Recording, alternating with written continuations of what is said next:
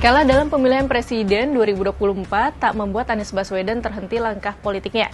Bukannya bergabung ke partai politik, Anies lebih memilih bergerak bersama Ormas Gerakan Rakyat.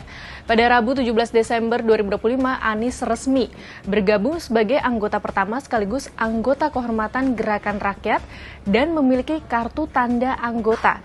Pertanyaannya, apakah GR akan menjadi partai politik sekaligus kendaraan politik bagi Anies maju Capres 2029? Persis bulan ini 2 tahun yang lalu, hari ini memasuki babak baru. Kenapa disebut babak baru? Bila selama ini adalah pegiat-pegiat berkumpul, hari ini pegiat-pegiatnya memberikan kesempatan kepada semua rakyat Indonesia untuk ikut bersama-sama di dalam gerakan rakyat ini. 2 tahun perjalanan telah memberikan bekal yang cukup.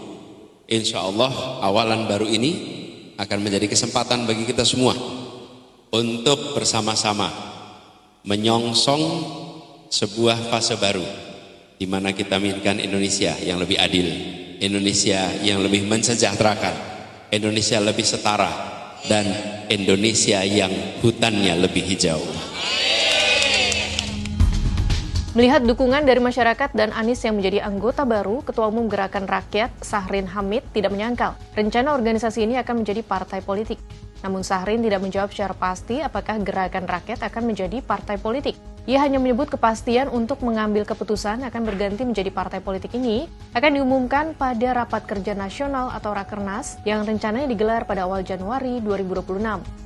Terkait dengan Gerakan Rakyat sebagai kendaraan politik Anies, Koordinator Klaster Perwakilan Politik Pemerintahan dan Otonomi Daerah, Pusat Riset Politik Badan Riset dan Inovasi Nasional Firman Nur menyampaikan bisa saja kelak Gerakan Rakyat menjadi kendaraan politik bagi Anies yang terkesan masih membidik panggung politik 2029.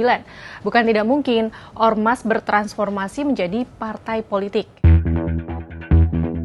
Walaupun demikian, langkah Anies dalam hajatan politik terdekat yakni pemilu 2029 bakal cukup berat. Pasalnya, Presiden Prabowo Subianto yang juga menjabat Ketua Umum Partai Gerindra memiliki kemungkinan untuk terjun lagi pada kontestasi tersebut.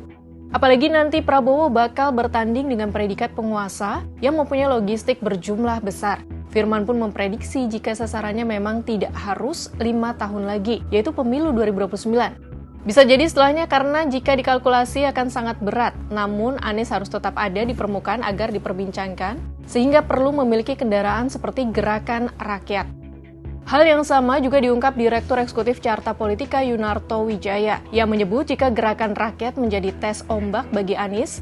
Menurut dia, jika gelombangnya membesar, bukan tidak mungkin Gerakan Rakyat berubah menjadi parpol. Namun bertumbuhnya gerakan itu akan sangat bergantung pada kinerja pemerintahan Prabowo. Sebab wacana yang diusung gerakan itu mengandung nuansa oposisi dengan semangatnya menyuarakan perubahan. Kalau sahabat Kompas, bagaimana melihat manuver politik Anies Baswedan dengan Gerakan Rakyatnya? Apakah nantinya bisa menjadi parpol dan Anies kembali maju di Capres 2029? Atau sebaliknya, ombak Gerakan Rakyat diredam oleh gerakan politik yang lebih besar?